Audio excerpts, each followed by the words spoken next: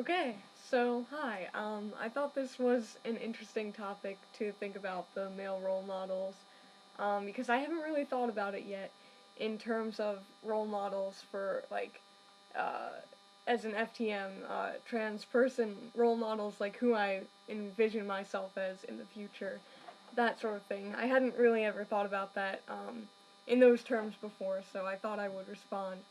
Also for the that really weird article about real men and such. I don't know. I think I kind of interpreted real men as like men who fit the like basic masculine stereotype, as opposed to like, I don't know, people who would be against women's rights and things like that. And I can see there are definitely women out there who are looking for real men, like real masculine, super masculine men.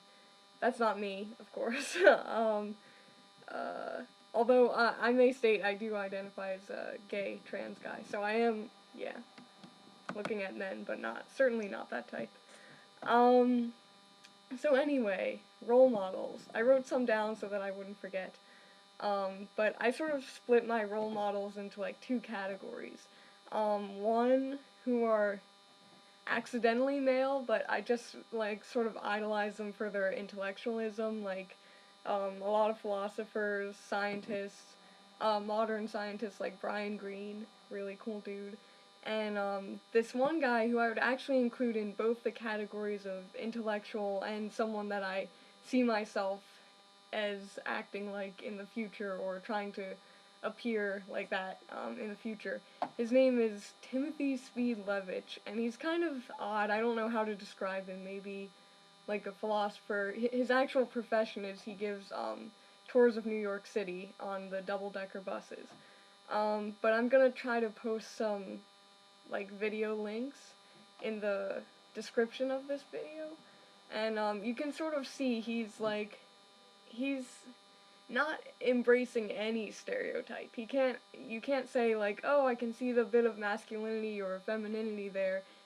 He's just an individual, and you can't really confine him to, even though in language I'm using he and his and whatever, you can't really confine him to any sort of gender, and I really like that type of androgyny. It's really cool.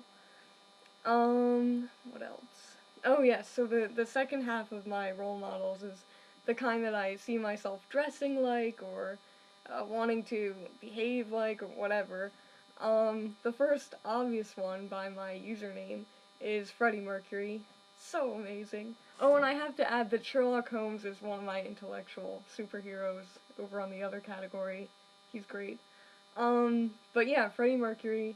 And I was gonna do this really cool, like, internet thing where I paste, like, a photo of Freddie Mercury as I'm talking about him, but then I realized I don't have that kind of technology. So I brought my Queen album. Let's see. Basically, if you can see any of these pictures, I hope you can. I want to be like that. Like that movement of, like, when guys in the 70s and stuff grew their hair long and were dressing kind of, like, androgynously, David Bowie, T-Rex, etc. I really like that era of fashion and whatnot. Who else?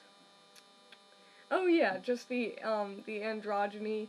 And one of my biggest things is, men who cross-dress, not, MTFs, plural, not that type of individual, but cross-dressing men who are comfortable with being men, but like wearing women's clothes. That's really cool.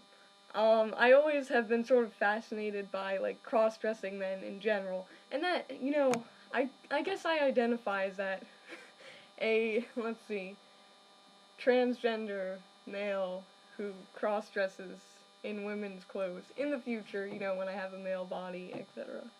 Um, but anyway, I was thinking about the idea of cross-dressing and, like, my idols, like, people that I want to dress like, whatever.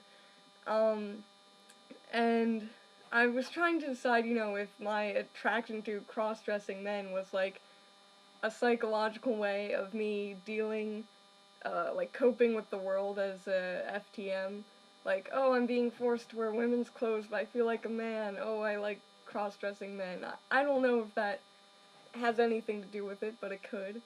But I think my main reason for liking the cross-dressing, like, idolizing it, is, that I think, like, men, uh, as a whole, don't really have a chance to be, to, like, exhibit who they are, or, like, show off their body, or, like, really be appreciated for their body. Like, they're always wearing, well, not everyone, but a lot of men today wear, like, baggy clothes, and even if you picture, like, a suit and, or, like, a tux and, like, a fancy evening gown, the woman's the one who's always really gets to show off her body, and the man never is. So I think that, like, I wish that men could legitimately, be proud of, their form and who they are and what they look like.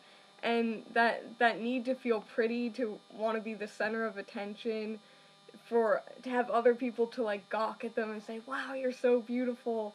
Like, men never get that. I mean, they might be called handsome, sure, but certainly not, they don't get the attention that women do. And I don't know, I don't think that's fair. I don't know how I feel about that. But yeah, that of course is not fully my idea. There was this cross-dressing guy in Russia during the time of Rasputin and stuff, Prince Felix Yusupov. I can link you to him too.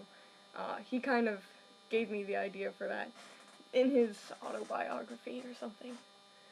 But yeah, that was kind of lengthy response to something that didn't need to be. But those are my role models, and I like yours, Sherlock Holmes and, I forget who the other one was. Oh, Doctor Who, yeah.